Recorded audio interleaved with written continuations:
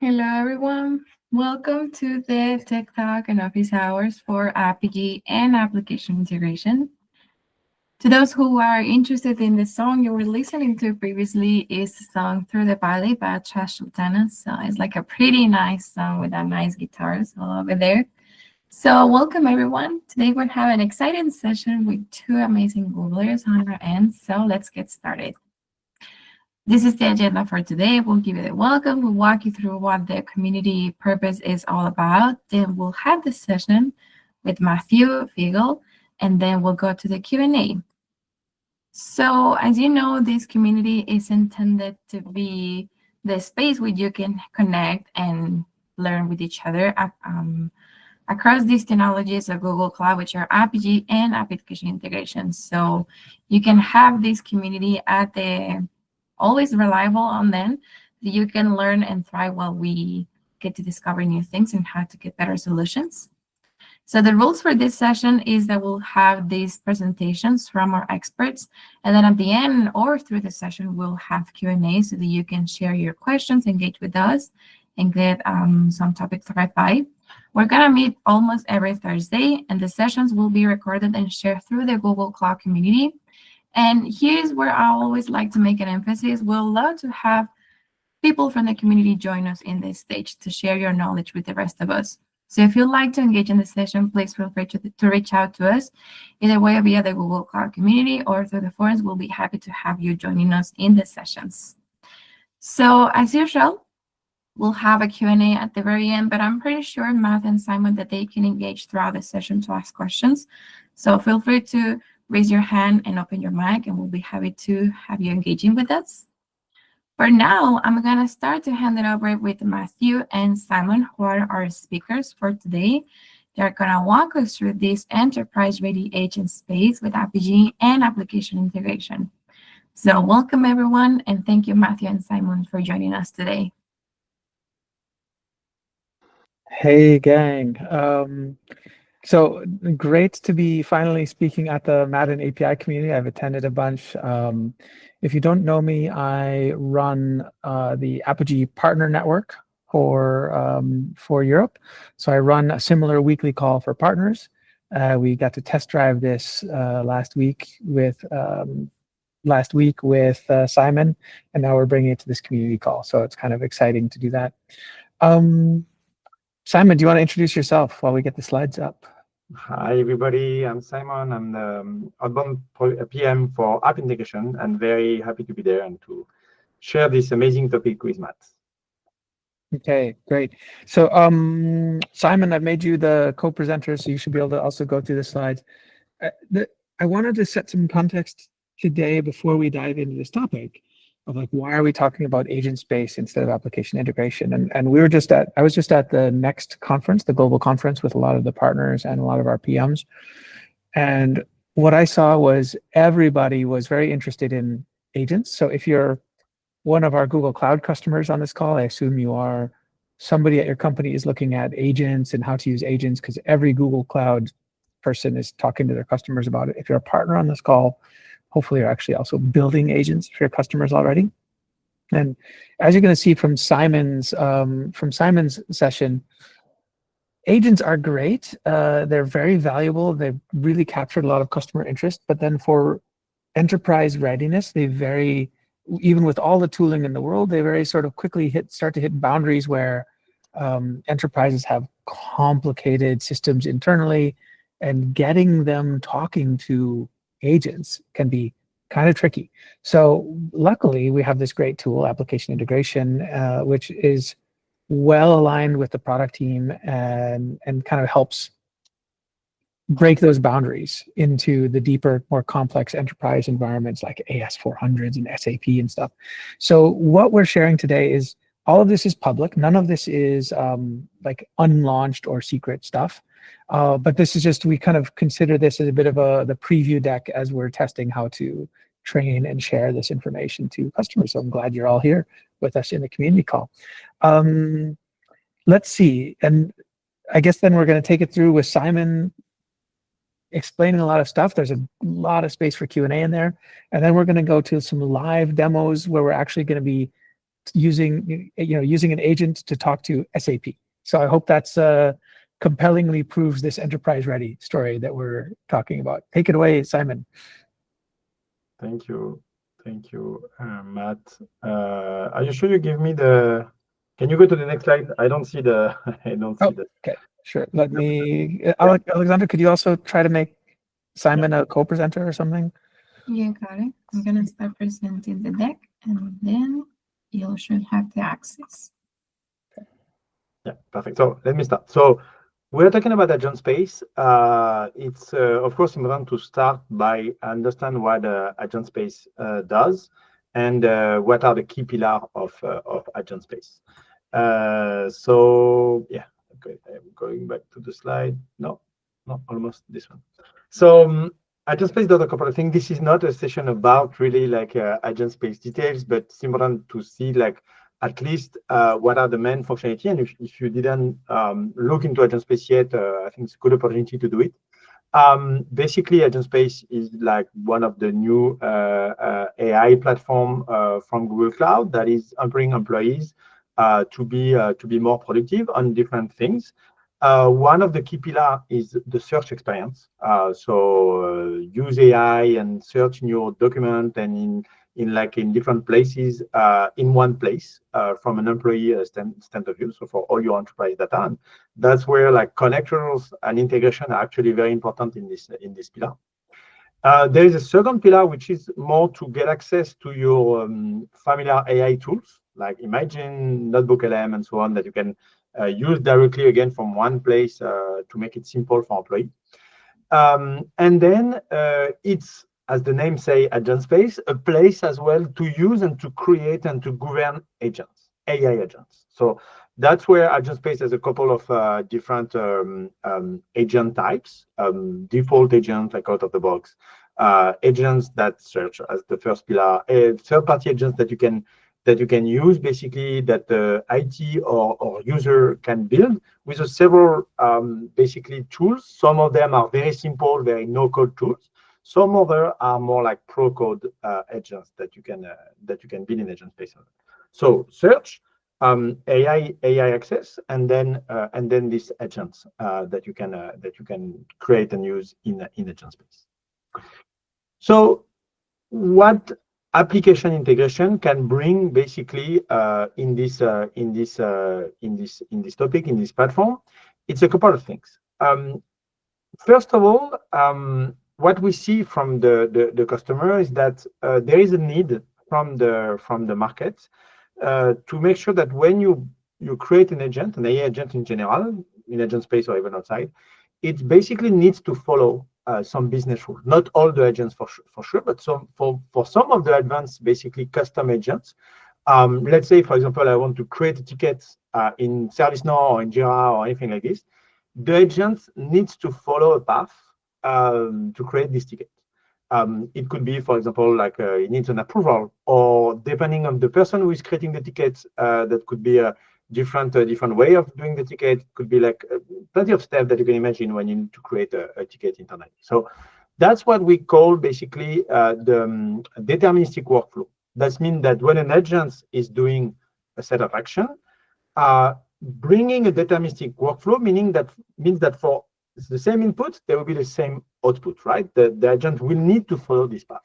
And you can bring that with application integration in your agent in Agentspace. Related to that, that's what we call basically the enterprise truth. It's bringing this consistency in the way the agent executes. Like by default, the LLM is not like bringing always the same response, always the consistent response. Making sure that your agent again will execute this complex or simple but process like compliance check, case escalation, approval, or plenty of like I think you can imagine there. It's what brings basically application integration to extend Agentspace agents. That means as well more governance, more security. One of the ideas as well is to say that employee like business user will use the agent, but IT teams will build the workflow. So meaning that when you create a simple agent, you need tools from the agent to basically execute what the agent can do.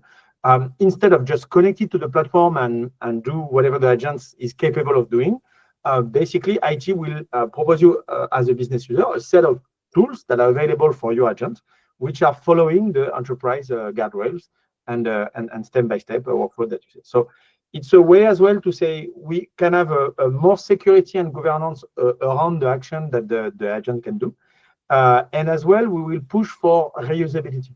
Reusability in terms of like, instead of everybody building his own logic and workflow within the agent, you could do that, for example, in code with ADK.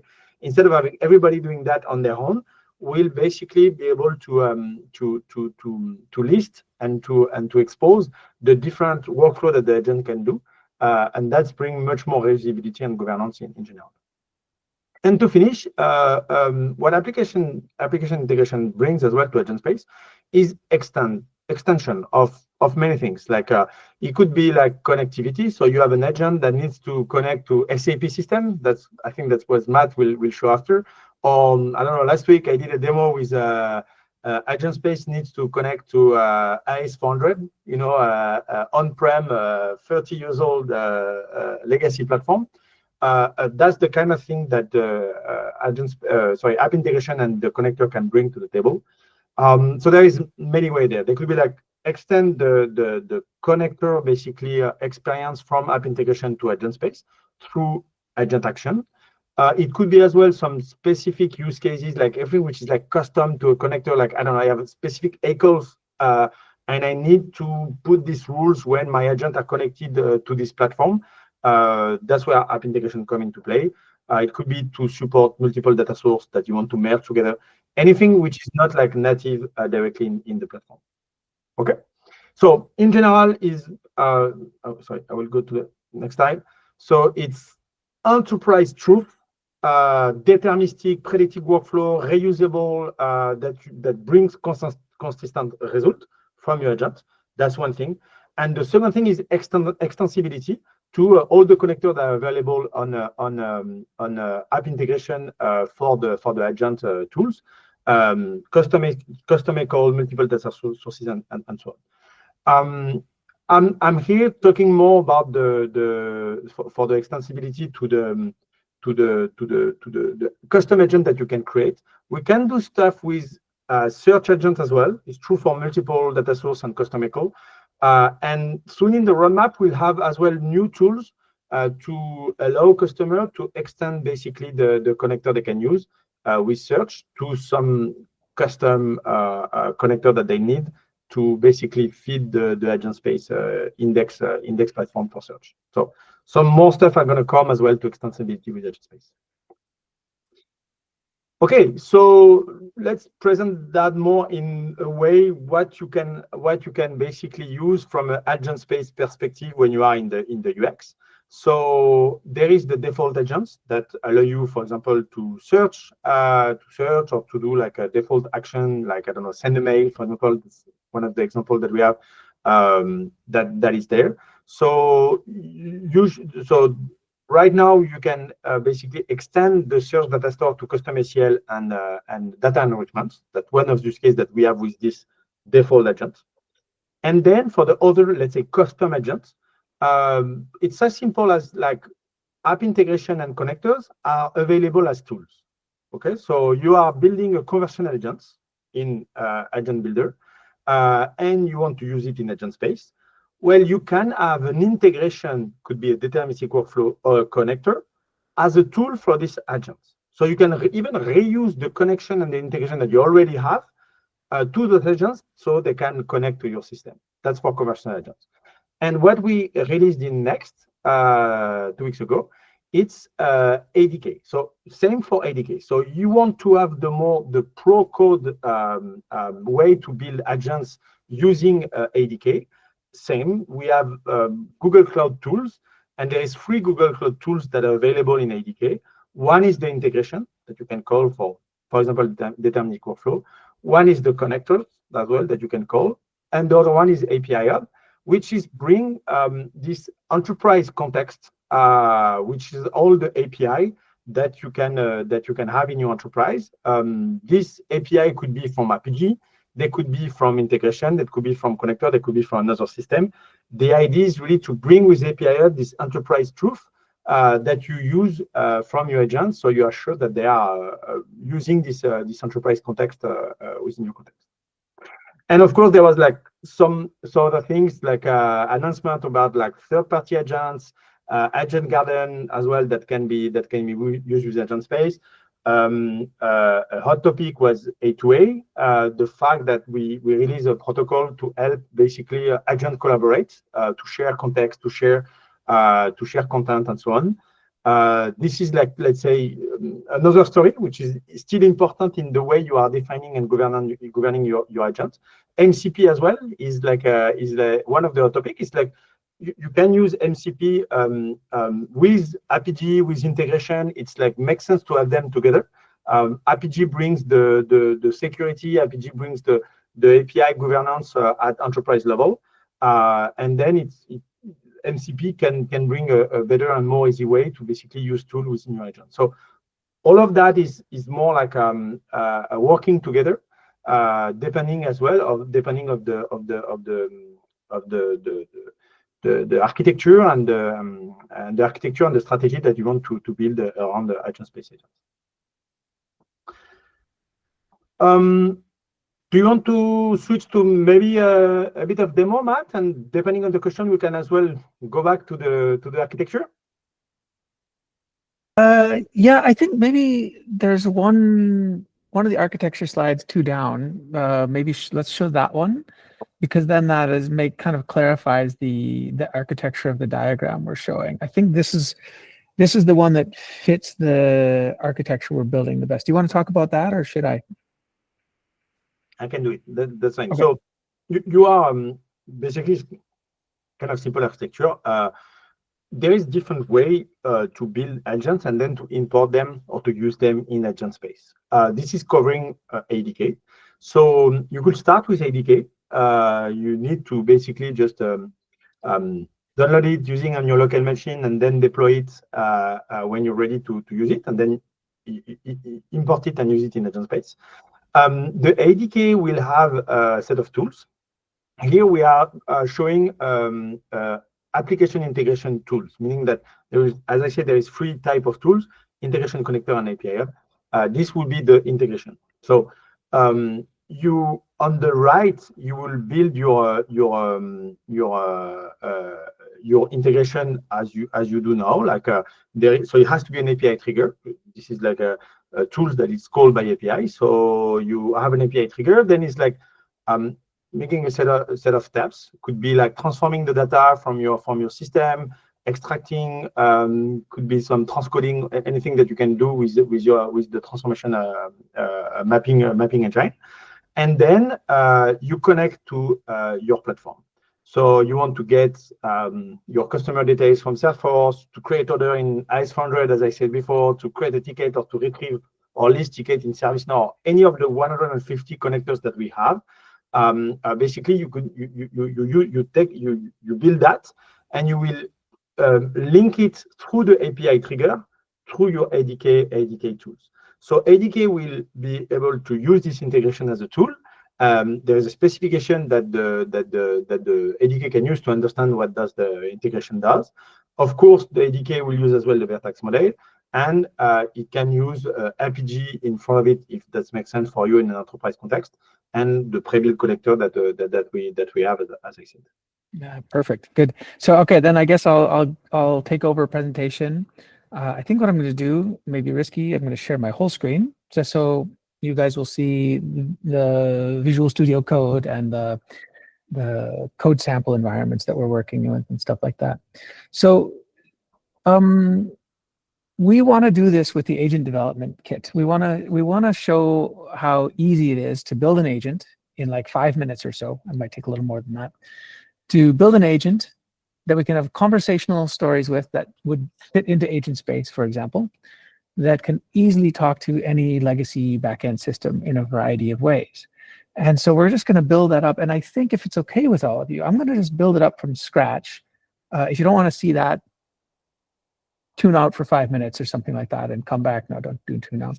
But we're just to make it really the reason I want to record it this way is I want any of you in the future just to be able to do this yourself. So I want to kind of show you from scratch how you build it up. So at the ADK docs, you have a very nice and simple getting started with a quick start in it, which walks you through even the basics of like setting up your Python environment, installing the ADK tools, creating kind of the framework that you need, and the code samples for sample agent.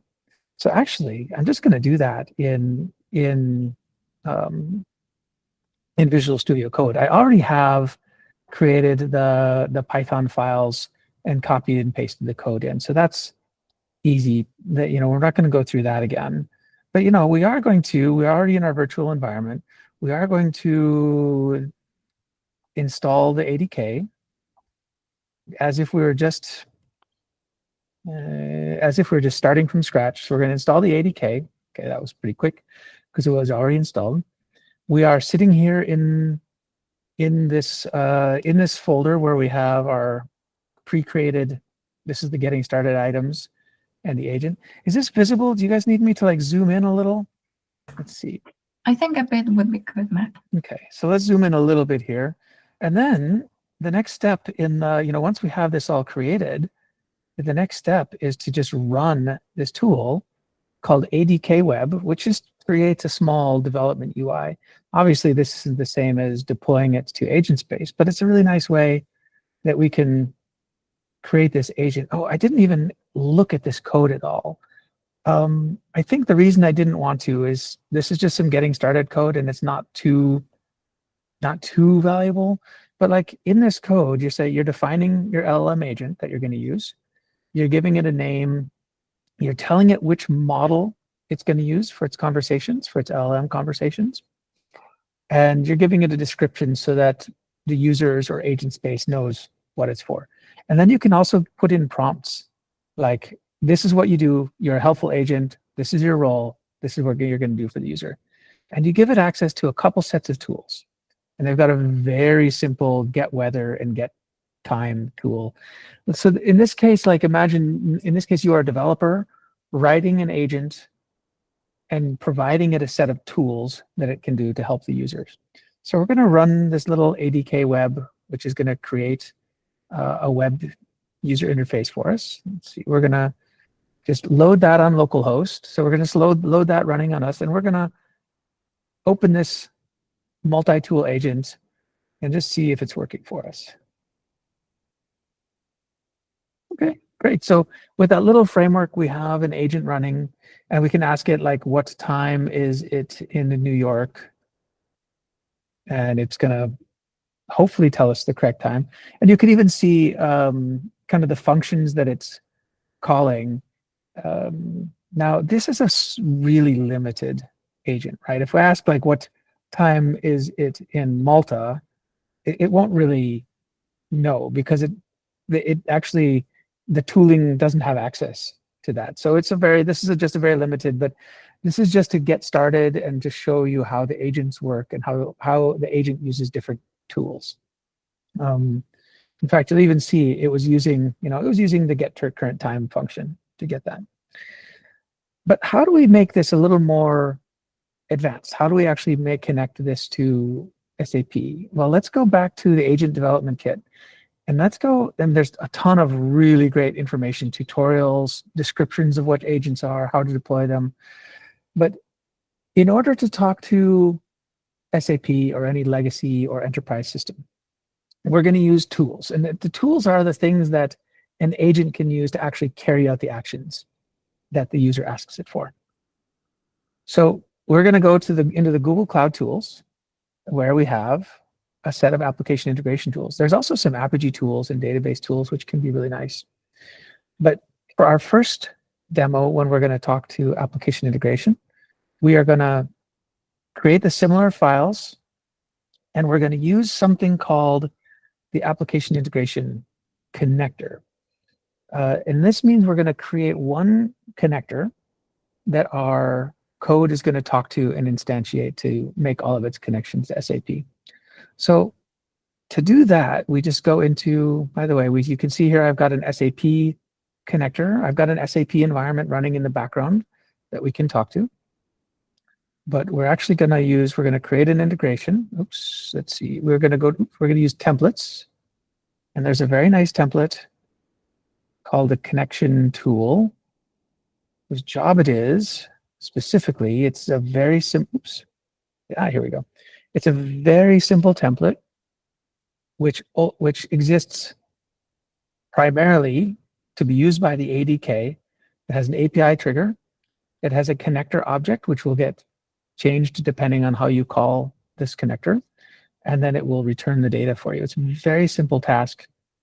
And it's sort of the helper object in application integration that's going to manage our connections to SAP. So we're going to use this template. I'm going to call it XCon3 because I've been doing this a few times. Create it. And then, of course, we would want to publish it because so that we can access it from the ADK. So that was really simple in terms of setting up the backend framework that we need to talk to SAP. And now the next steps are really simply to actually create the tools that we're going to use, the connector tool, and the agent. Now I've put them both all in one file. So we're going to go into the agent file. And we're going to look at first, let's see, closing this down. Here we go. We're going to look first at the agent. So we're going to have an LLM agent here. Again, we're using this model for our LLM conversation. And we've given it really simple instructions. Help the user use the tools that you have access to. We could put a bunch more instructions in here to steer the behavior of this agent, of course. And then eventually we would launch this agent. We're going to launch this agent in the ADK. And we are going to use it in our dev environment. And then eventually publish it in Agentspace. The one line of code, of course, in Python, it's split over multiple lines of code. But the one line of code that we need to get it to talk to SAP is we tell it the project that we're going to be in. We tell it the location. We tell it which connection to use. Now, you'll remember that I showed you there was the SAP gateway connection. So it's going to use this SAP gateway connector. And that means when I call this file, it's going to update and use this connector. This connector will use my existing SAP gateway connector to talk to its backend SAP environment. And I can also tell it, like, give it a list of entities. Like I give it permissions to take actions on this entity in SAP, which is the business partner, which is where everyone stores their customer information and all sorts of other stuff. If we don't give it anything, we've given it free range to have all sorts of, to actually take any action that the connector has rights to. We can also scope this down. And if you're working in a real enterprise project, you'll probably set some rules on what it's allowed to do. List, create, modify, delete, things like that. But just for fun demo, we're going to keep that empty. I've called this the customer manager because this tool, the customer manager, because we're talking about this as customers, even though in the SAP world, this is technically a business partner file. Okay, and I've already got the ADK running, right? I've already launched ADK Web, so I'm going to go back to that tool. Let's switch over to the SAP agent, and now let's ask it some questions. What is the first customer in the list? Like we're just having now an LLM powered conversation with SAP. We haven't told the agent. Oh, I just asked for the first one. The LLM is getting cheeky with me. Let's see. Can you list the first 3 customers? We haven't told it anything about the metadata, the schema, anything, but it's going to go to the customer manager tool that we gave it, and it's going to start trying to think like, hey, list these things. And wow, that was and it gave us the first list of the first 3 items. Now, that's kind of okay, but let's see what else we could do with it. Can you put that in a table with the most important 5 fields? Let's see how it deals with that. Oh, nice. Ah, good. So it's decided what it thinks are the most important 5 fields. The funny thing about giving this demo with to an agent is that sometimes the LLM agent doesn't behave the way you go. And I was surprised this morning while I was practicing this demo. It would ask me, so which are the 5 most important fields? It would ask me which fields to give, and I would say, you decide, and then it would guess at the most important 5 fields. Let's actually let's add a customer. Maybe does somebody want to give me a customer that I should use? Let's see. Add a customer named. Let's see. I'm in Malta, right? So I'm going to add a customer for Valletta Ferry Lines. What would you like the business partner number to be? I don't know. Use the same number as Accenture. A number and grouping. Let's see. So now it's gonna tell us. It's gonna try to create a business partner. It's actually gonna. Oh, okay. Can't use the same number. Okay. So create a new number. It's interesting how it tries and then it gets an error and it interprets the error back from us. Oh, let's see. Oh man. Let's see. Use number. So I guess it doesn't want to create a unique index for us, right? The same grouping as Accenture. But you can see that sometimes it'll get into a situation where it tries to create an error. Oh, okay, it's not cooperating with me today. Let's see. Let's try something else fun. Write a haiku about Spider Tangle Studios. Let's have it create that, and then we'll ask it to store it in the. Please store that in the description field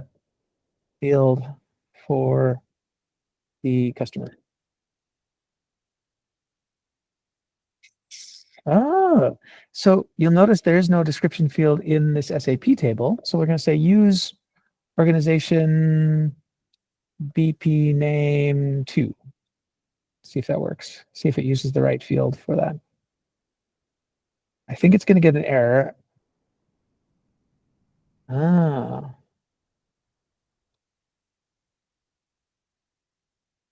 This is something where you do need know a little bit about SAP. Most of its field can only handle 50 characters. Okay. Well, okay. So as you can see, not all these demos work quite right, but I think hopefully that's an interesting example. Now, if I move on to some next, what I'll often see is that this agent will try to make an update, get an error, and then it will retry based on the error. It will try putting something into a different field, try putting something, try editing something differently. Now, I think the next step here is if you're going to do this for an enterprise, they're definitely not going to want their chatbot just randomly entering. Oh, hang on, I didn't see this. It proposed. Oh, yes. Yes, update in search term 1. Let's see. Anyway, you're probably an enterprise is not going to want to let the LLM directly update this information. So in this case, what you're probably going to do is create a set of tools that, with much more locked down access rights for what it can do. And then when you actually do want to make an update, you're going to use probably a a predefined workflow with some sanity checks and quality checks, because I'm certain that that company has probably also built some integrations where they say, every time we want to update a customer record, here are the 5 places to update it, and here's how we do it, and here's the quality checks. So instead of asking your LLM just to update the database, which an enterprise is going to be nervous about, you say, submit this through this pre-approved flow, which we do every time we update a customer record, for example. So in this case, I've created an integration. This is an extremely simple integration, but you probably would have, in this case, for an SAP, we would use the SAP connector in an integration, and we would put in quality checks and updates to different systems and stuff. In this case, I'm just going to use a send email to illustrate this. I've created, instead of just the connector tool, which allows us to use the connector to talk to the database, the integration tool, which allows us to call one of the integrations. So we set it up exactly the same. We tell it which integration to use and where the API is. And this is going to be called, we're calling this tool marketing email. So I'm going to go back to our chatbot now, and we'll say, send that haiku by email. And we'll just, oh, by the way, this is extremely simple send email. Oh, interesting. It's not using my, oh, come on. You have access to send, maybe it's because I renamed it. Yeah. Haiku.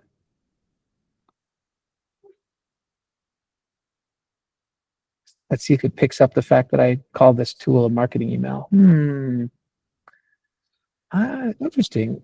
I think I'm gonna just probably cancel that and just let's do some Q&A while I change this. Yeah, I think it's maybe the tool instruction that could be, I don't know, maybe more verbals. Yeah, something like more simple than what is a marketing email, which could be something. Yeah, I don't know. since I changed it to marketing email because I wanted that to be a bit more like relevant to the thing, but I hadn't tested the terminology marketing email. So, but that shows how important it is to write like detailed instruction and precise instruction, and that's a whole, like topics to make the, so you can do the instruction at tool level, at agent level as well.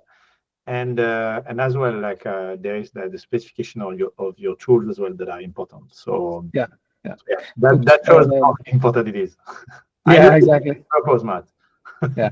All right. Let me stop sharing the screen. I think you get the idea. And let's Simon, do you want to go on, and then we'll have some that Q&As. was amazing. Thanks for the demo. Let maybe pause to just see if there is some question first before we can maybe go to the next slide. We have like more architecture and use case, but if you agree, Madam, take some question. We've got one question by Ahmed. Is this available in the demand region, ME Central, Saudi Arabia, or not yet? And if not, is there an expected timeline when this will be fully available in the region? So all the region available here are the region from app integration and connectors. So the ADK is coding those tools. All you need is to have the integration available. So what was the region you mentioned? I know there is like it was Middle East region, right? Yes. So you have Middle East Central 1 and West 1. Those are available. For the other one, I don't know yet. We have to, if it's not one of the roles from Middle East, we have to check what is the roadmap on the regional list. But it's the same region as the app integration one. Okay. And I know this is a region that is expanding on the region. FYI, there is separate topic, but there is a new marketplace connector that just arrives from iSolution. Is called Zatka, and basically it's Saudi Arabia, basically a partner company that just released this new connector. I think it was a few days ago. So definitely some very good new stuff coming from the Meta region. So That's great. Thank you, Simon. And thanks, Matt, for the demo. We don't have any more questions in the chat or in the Q&A, but if you'd like to, please feel free to raise your hand and open your mic.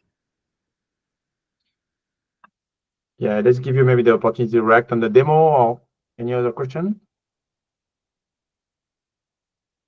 Not yet? Okay, that's fine. Let's continue with what we wanted to tell, and don't hesitate to ask any question if you need. So we were basically, Matt show you the ADK. There is others as well. There is other way to create agents. One of them is conversational agents.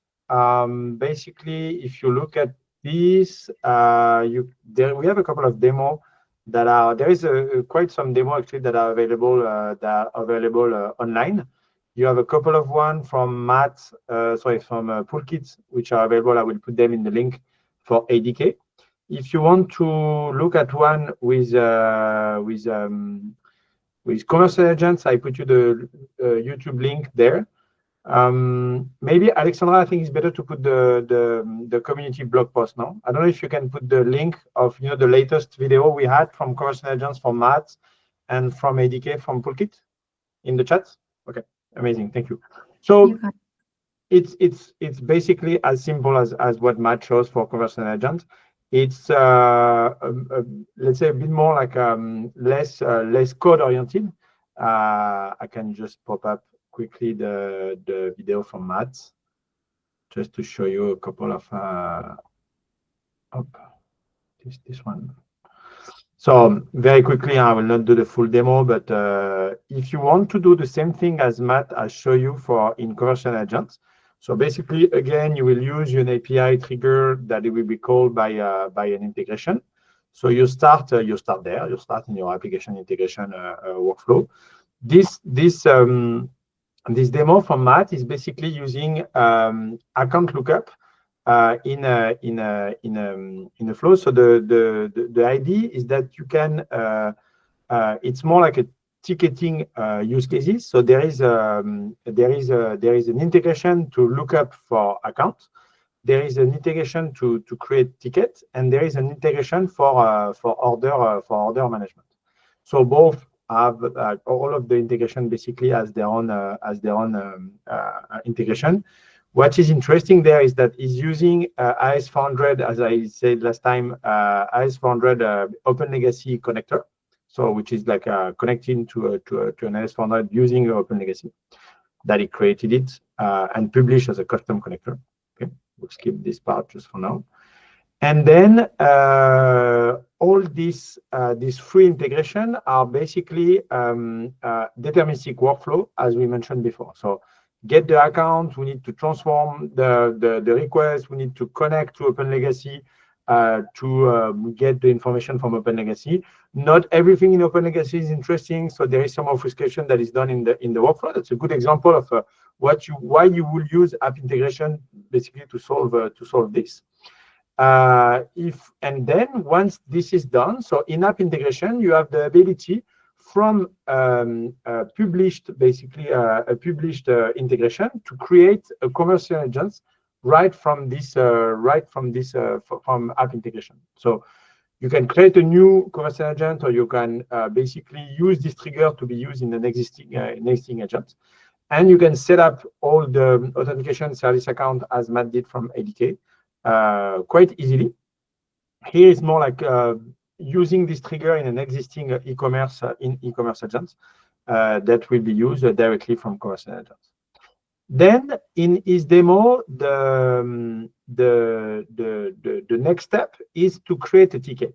But again, a good example, depending of if this is a customer or if this is a partner, actually the flow from create a ticket is totally different in this enterprise.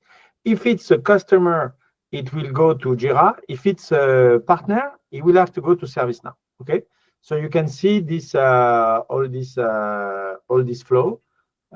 Actually, I will show you because I have it somewhere. So you can see all this flow that is I'll show you the real one. The video is great, but actually I have the real stuff here. So it's gonna be more easy. Simon, if we can zoom in just a bit, please. Sorry. If we can make a bit more of zoom in, Yeah, please. yeah, yeah. More zoom in, right? Yeah, yeah, yeah. Yes, Tell me when it's okay. Is it better? I think that's good. Yeah. Okay. Maybe one more.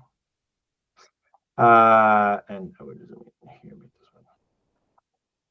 Okay. So you have this create ticket entry, and then I said, depending if it's a partner or customer, you need to go different way. If it's a partner, again, there is some data transformation using the ServiceNow connector, normalizing the response from the connector, and then there could be like a check, like if it's higher priority, then I need to do something. This is alerting the SRE depending on the ticket that is creating and doing some translation, because that's as well a good thing that you could have in a workflow like this. And if it's a customer, then it's different. Like the ticket will go somewhere else. There will be some other kind of transformation.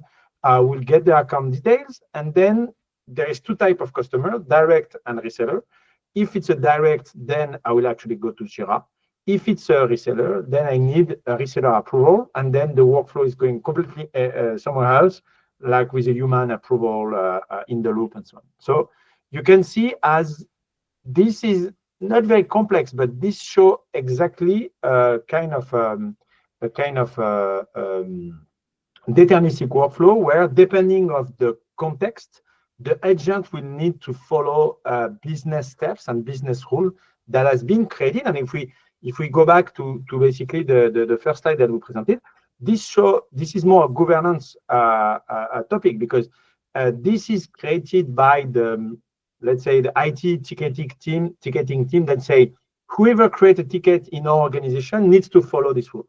Okay, it could be an agent or a human, it needs to follow this rule. So I'm creating this rule somewhere in my app integration, and then I know that to connect to Jira or to connect to ServiceNow, I will not allow any agent to just connect and do whatever they want. I will forbid that. The only entry point to create a ticket in Jira and ServiceNow will be this. So I'm sure that every agent will have to follow these rules if they want to create a ticket in my organization. So again, that's very governance and let's say topic that we are tackling here. Okay, let me actually try to continue within the demo. So from there, we basically showed this ticketing. There was the account lookup that is connected to Salesforce and obfuscating some open legacy. There is a loop through others as well. We can try to test it. And I need to check if maybe there is I need to launch. I'm doing like you, Matt. Huh? Yeah, I mean, I think we're just having fun with the demos here, right? We're not aiming for perfection. Perfection is for the YouTube, is for publishing on YouTube, right? So. But I know what I need to do. Is just like, I need to relaunch the IS400, basically. Just an FYI, we are hitting the timestamp for 50 minutes of the session, but please continue. This is really interesting. Yeah. Thank you. So, I mean, I need to. Oh, okay, perfect. I just relaunched the S400 server, so now it's working. And this is the order basically I got from the server. But it's kind of cool, right? Like, from an integration, I'm just connecting to a very old 20, 30 years old kind of system, which is just giving back some orders ID for my information. Okay, and from now, let's actually go to conversational agents, which was the next step of the demo. So.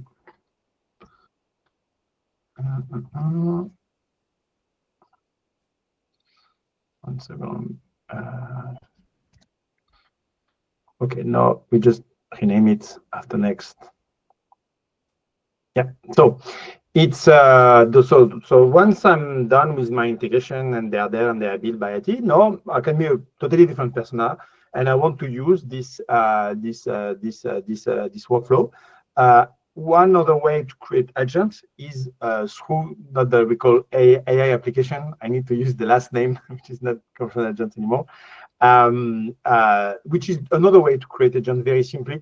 I will share a bit more simply that what Matt presented. Sorry, there is like, of course, like some more limitation as you don't have the full code experience when you can do whatever you want in code. It's more like running, if you don't know it, it's running with instruction as well, which is a playbook where you will give the steps, from your agent and some tools. And here you can see the tools that were identified before. So account orders, order management tools, and ticketing tools.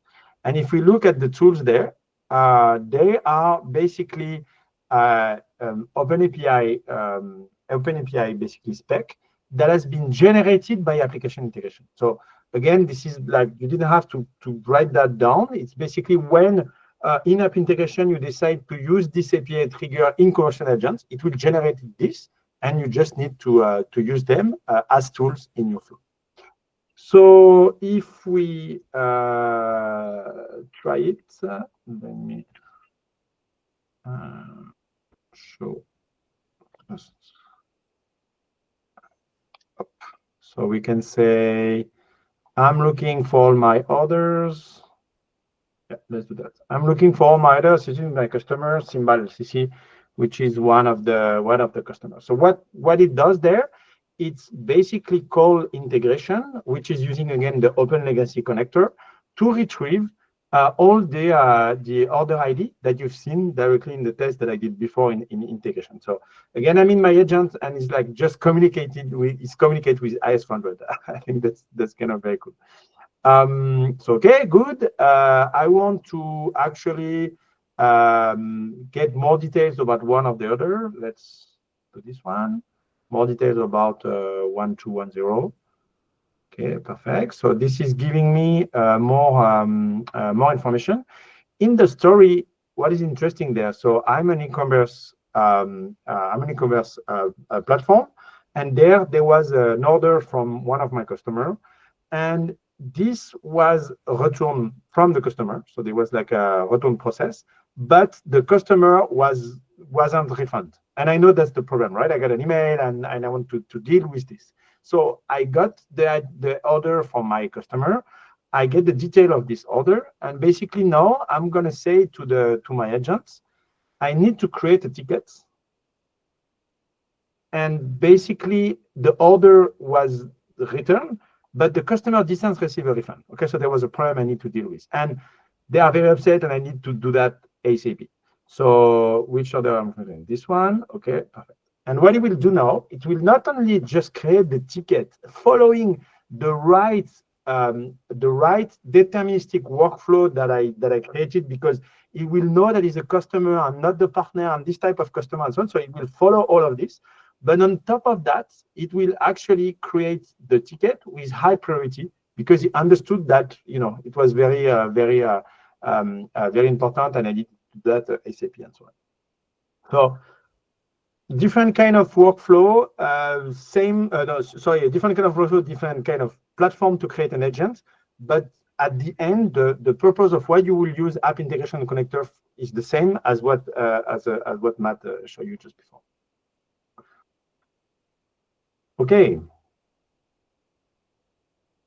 Did this new demo brought new question or not?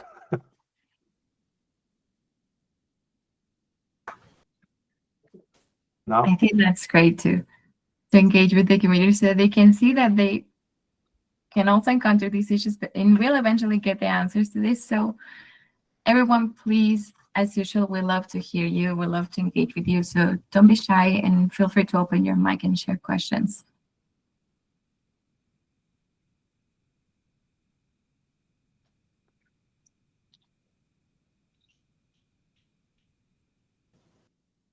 Simon, no questions in the chat or in the Q&A, so I guess we can continue. So just one question. Hi, Simon. Hi. I wanted to get to know what's the plan forward. I understand the use of agent space in the conversation, how we can integrate, and you're connecting all your applications and the whole infrastructure design itself, right? But where does this go? like from 6 months from now or a year from now? Are there new strategic visions or alignments or products that you want to integrate this with? Or are you going to automate this completely? Are you going to introduce, like, for example, for Gemini, there was reasonable thinking, there was deep mind thinking, right? So what's the plan with this infrastructure design and how Yeah. you want to take this technology forward? Very good question. Thanks for asking, Tara. So this is more roadmap and vision. So what I will say now is like a will happen.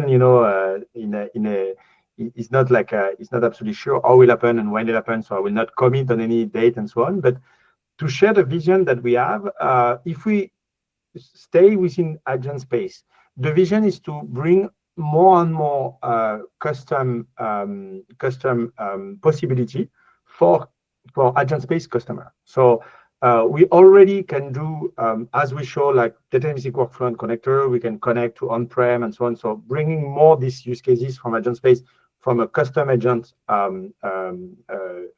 possibility. We already as well are pushing some new use cases which are related to search use cases. So when you want to search in Agentspace using the default agents, you can already like search from different data sources that you want to merge together using integration or using custom calls and so on. So we starting to have like search use case where we bring custom possibility within integration, and we want to continue doing that. Our vision is to be able to answer any use case from the customer by bringing Agentspace and app integration together, having a better together platform, which will basically solve more customer use case that we have. So that's for Agentspace, and we continue doing that. We are the integration and connector platform that will bring basically this custom use case for the